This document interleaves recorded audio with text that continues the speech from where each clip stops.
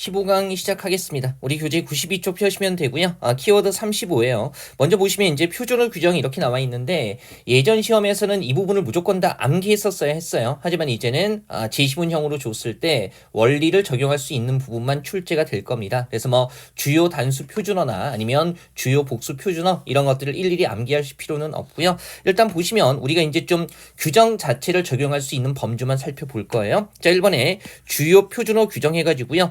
둘째와 두째의 쓰임 이런 것들이 이제 설명 준 다음에 문맥적으로 어떤 의미에 해당하는지 파악해서 둘째를 써야 하는지 두째를 써야 하는지 요거 적용할 수 있으면 되는 거죠. 일단 기본적으로 1의 자리에서는요.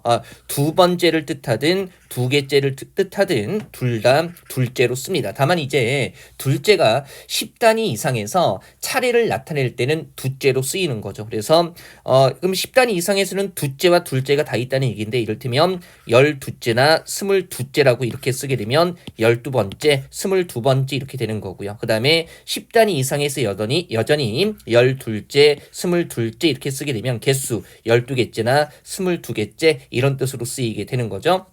확인하시면 되고요. 그럼 이런 거죠. 기태는 반에서 키가 그죠? 12째이다고 써야 돼요. 12째이다라고 써야 돼요. 기태는 반에서 키가 그죠? 당연히 12번째라는 의미니까 12째이다 이렇게 써야겠죠. 그래서 이렇게 쓰임을 주고 나서 이제 쓰임에 대한 설명을 주고 나서 실제 문장에서 확인해 볼 수 있으면 돼요. 그 다음에 수와 숫 같은 경우에 우리 기본적으로 수컷은 수 붙고요. 그죠? 그 다음에 양염소쥐는 그냥 숫 이렇게 쓰게 됩니다. 이것도 뭐 굳이 나온다면 설명을 주기 때문에 번민하지 마시고요. 다만 우리가 수 붙었을 때 거센 소리로 적는 것들이 있어요. 그거 수컷 포함해가지고요. 암컷, 수컷은 헷갈리지 않으니까 그죠? 강개기닭, 당돌, 되병 이렇게 해가지고요. 그래서 얘네들은 수나 암이 붙을 때 거센 소리로 적는 친구들이에요. 그래서 수강아지, 암강아지, 수캐, 암캐, 그다음에 뭐 수컷, 암컷은 괜찮고요. 그다음에 얘는 기는 기와 수키와 암키와 그다음에 수탉, 암탉, 수탉나기, 암탉나기, 수톨적이, 암톨적이 문에 쓰이는 부품이죠. 수태지, 암태지, 그다음에 수평아리, 암평아리 이렇게 쓰게 되고요. 3번은 여전히 유의미하죠. 그래서 위수로 적을 것인가 위로 적을 것인가 우수로 적을 것인가 역시 이제 설명 주고 나서 특정 단어에 적용해서 뭐로 적는지 알 수 있으면 되는데요. 기본적으로 윗 같은 경우는요. 위와 아래에 대립이 있을 때는 위수로 쓰게 됩니다. 그래서 눈썹 같은 경우는 위쪽 아래쪽이 다 대립이 있죠. 윗눈썹 아래 눈썹이라는 대립이 있기 때문에 위수로 적게 되고요. 그다음에 방해 윗목 아랫목 해서 이것도 위아래의 대립이 있죠. 그래서 위수로 적게 되는 거예요. 그다음에 다만 윗을 적을 자리에 그죠? 적을 자리가 된 소리나 거센 소리 앞이라면 윗이 아니라 위로 적습니다. 우리 쪽 같은 경우도 위쪽 아래쪽 대립이 있는데 지금 된 소리 앞이기 때문에 위로 적고요. 층 같은 경우도 위아래 대립이 있죠. 위층 아래층 해가지고요. 다만 층이 치읓 거센 소리이기 때문에 위로 적고요.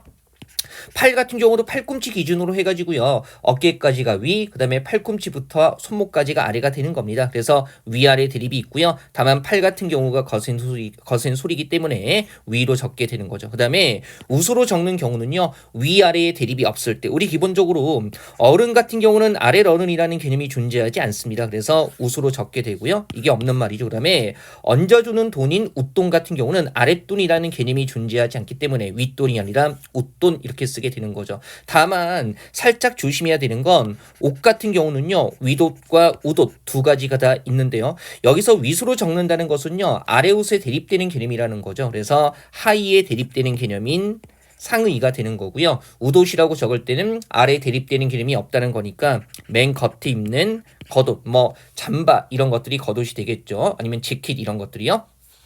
그다음에 기술자에게는 장의가 붙고요. 그 외에는 쟁의가 붙습니다. 그래서 뭐 미장의, 유기장의는 둘 다 기술자니까 장이 붙고요. 그다음에 멋쟁이나 욕심쟁이는 기술자와 관련 없으니까 쟁의가 붙게 되는 거죠. 우리 93쪽에 주요 단수 표준어나 94쪽에 주요 복수 표준어 이제 어휘 자체를 암기하는 문제는 나오지 않기 때문에 그냥 가볍게만 쑥 읽어만 보세요. 읽어만 보시고 따로 암기하지 마시고요. 다만 이제 눈에 띄는 거 가나라 순으로 되어 있는데 아지랑이 같은 거 아지랭이 아니고요. 그 다음에 안절부절하다가 아니라 안절부절 못하다 표준어로 이렇게 정해져 있는 거예요. 그 다음에 재물 같은 거 다 써서 없애려고 했을 때 떨어먹다가 아니라 털어먹다라고 쓴다는 거, 요건 좀 기본적으로 알아두시죠.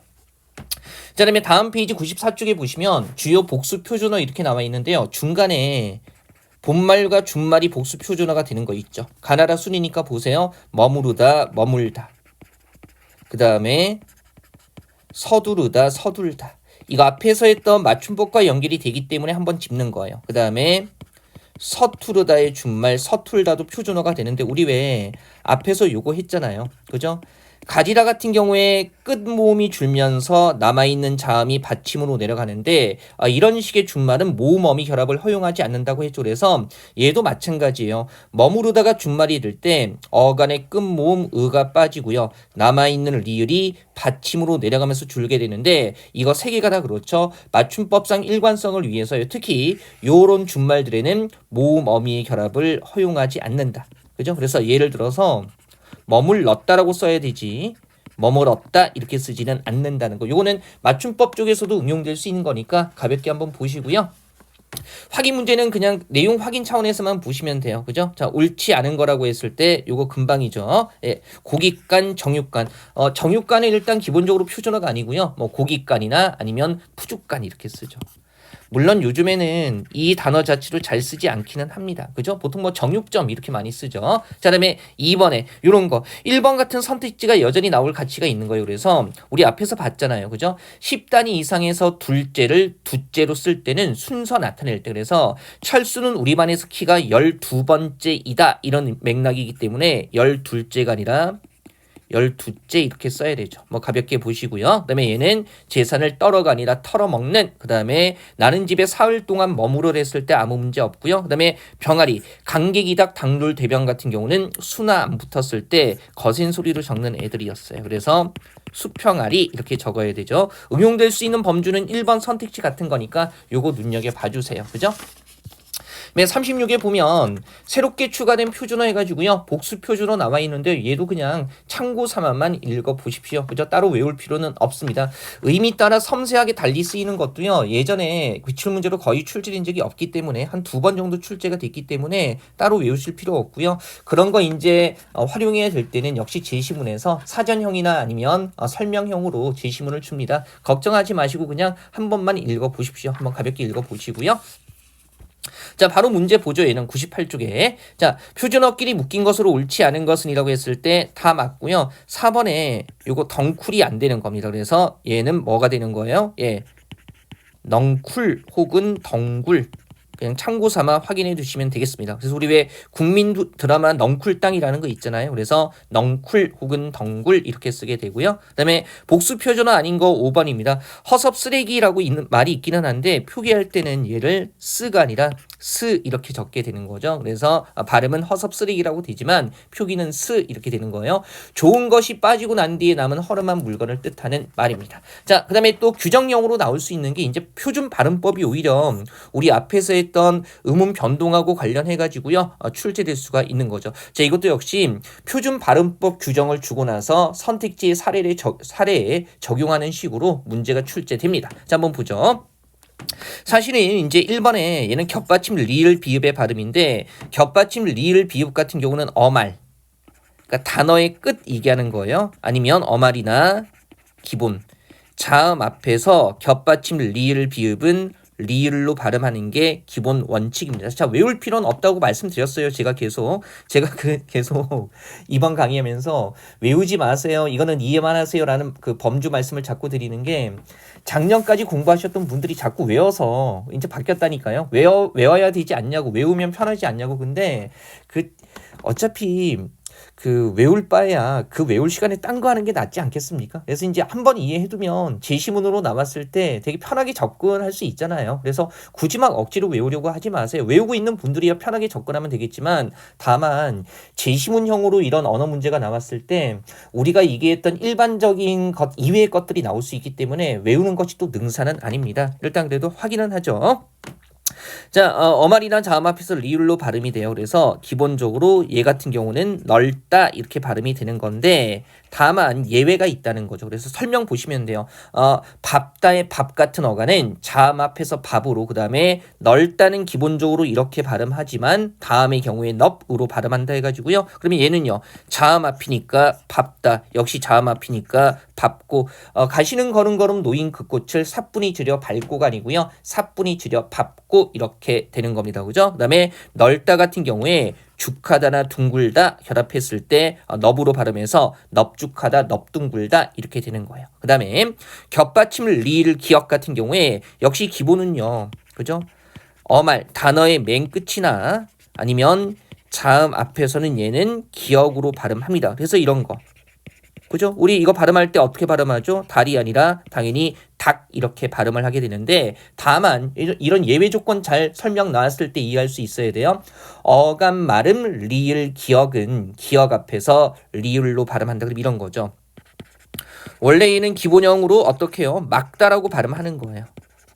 근데 일단 막다에 말기라는 어가 나와 있고요. 얘가 기역 앞에 나와 있기 때문에 이때 리을 기역을 뭐예요? 리을로 발음하는 거고요. 뒤쪽의 기역은 된소리로 발음하는 거죠. 물론 이런 게 출제될 때는 여기에 초점 맞춰서 출제가 되고요. 이거 된소리로 발음되는 것은 특별한 원리 따지기보다는 그냥 용례로 확인하시면 됩니다. 그 다음에 이것도요. 기본형이 뭐예요?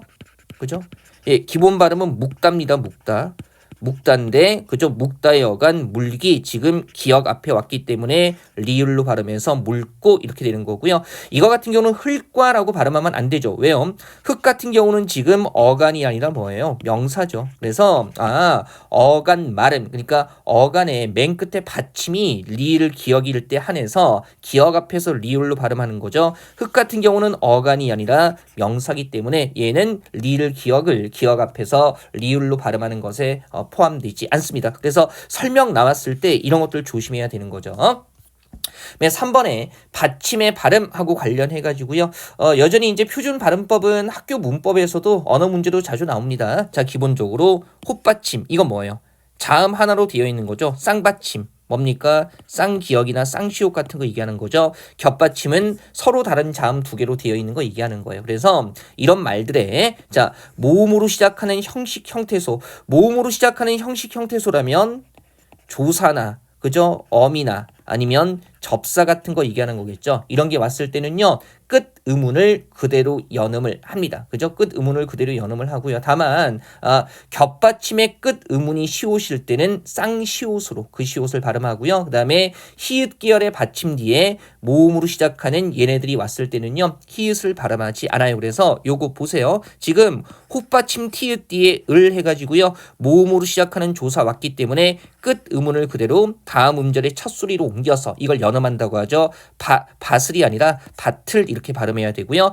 얘도 끝 의문이 기역이죠. 그래서 다글이 아니라 달글, 리을이 사라질 이유가 없어요. 그 다음에 겹받침의 끝 의문이 시옷일 때는 얘는 뭐로요? 연음할 때 된소리로 연음한다고 했어요. 규정에 나와 있는 거예요. 확인할 수 있으면 돼요. 넋이 이렇게 발음하면 되고요. 여기에서 또 갑자기 이거 옷이라고 발음하면 안 돼요. 얘는 당연히 옷이 이렇게 발음하는 거죠. 지금 시옷을 된소리로 발음하는 건 언제라고 했어요? 겹받침 이렇게 이런 식의 겹받침의 끝 의문이 시옷일 때 한해서요. 얘는 해당되지 않죠. 그 다음에 히읗 계열 받침 왔을 때는 연음하지 않습니다. 그래서 나은 히읗 발음하지 않고요. 얘 같은 경우에 히읗 발음하지 않고 니은이 그대로 연음되면 아는 그 다음에 얘도요. 히읗 발음하지 않고 리을 그대로 연음되면 달아 이렇게 되는 거죠. 규정 적용하는 거 어렵지 않죠.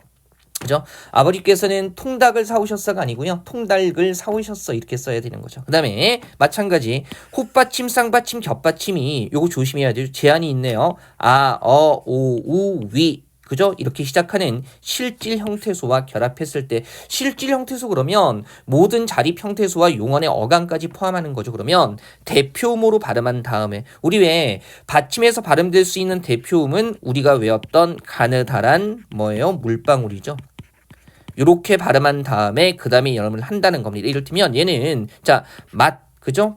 헛받침에다가 없다 해가지고요. 지금 어로 시작하는 어간이니까 실질 형태소가 왔죠. 그러면 맛 자체를 대표음 디귿으로 발음한 다음에 그 다음에 연음해서 맛없다 이렇게 되는 거고요. 얘도요. 그죠? 헛받침에 옷에서 오로 시작하는 명사 실질 형태소 왔죠. 그래서 대표음 디귿으로 발음한 다음에 연음해서 겉옷. 그 다음에 헛웃음 같은 경우도요. 이 웃다의 웃 같은 경우가 실질 형태소잖아요. 그래서 헛 대표음으로 발음된 다음에 허두 이게 연음이 되는 거고요. 웃음 같은 경우는 얘는 지금 형식 형태소이기 때문에 시옷 그대로 연음해서 슴 이렇게 발음이 되는 거죠.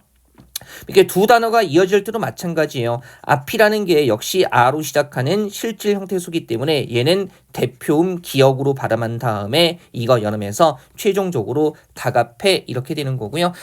맛있다 멋있다는 그냥 확인만 하시면 됩니다. 그래서 얘는 원칙적으로는 맛있다 그 다음에 맛있다 이렇게 발음이 되는 거고요. 그죠? 그 다음에 맛있다 그리고 멋있다 이렇게 그죠? 둘 다 발음이 가능해요. 그래서 얘는 맛있다 멋있다 그 다음에 시옷 연음해서 맛있다 멋있다 두 가지 다 허용이 되는 겁니다. 예전에는 암기에서 잘 출제했던 암기하기에서 잘 출제했던 부분인데 지금은 그냥 확인만 하시면 돼요. 맨 4번에 한글 자모의 이름 요거는 좀 주의하셔야 되는데 지금 보세요. 우리 왜 그 한글 자모의 이름 보통 이렇게 쓰잖아요. 얘는 뭡니까? 기역. 얘는 뭐예요? 디귿. 얘는 뭐예요? 시옷이고 그 외에 자음들 같은 경우 예를 들면 리을 같은 경우는 그죠? 이, 으 고정해 놓고 여기하고 여기에 뭡니까? 리을을 그대로 넣으면 되죠. 리을 그죠? 미음 같은 경우도 똑같이 그죠? 미음 이렇게 되는 건데 다만 이런 거예요. 이 한글 자모의 이름 자체를 표기했을 때 얘네들이 모음으로 시작하는 조사와 결합할 때 이것도 규정 나오는데 정확히 이해하셔야 돼요. 그죠? 자, 디귿, 지읒, 치읒, 티읒, 히읗의 받침은 시옷으로 그 다음에 키읔의 받침은 기역으로 피읍의 받침은 비읍으로 연음을 합니다. 그래서 이를테면 우리 보시면 이런 거죠. 지읒 같은 경우에 이름을 이렇게 적잖아요.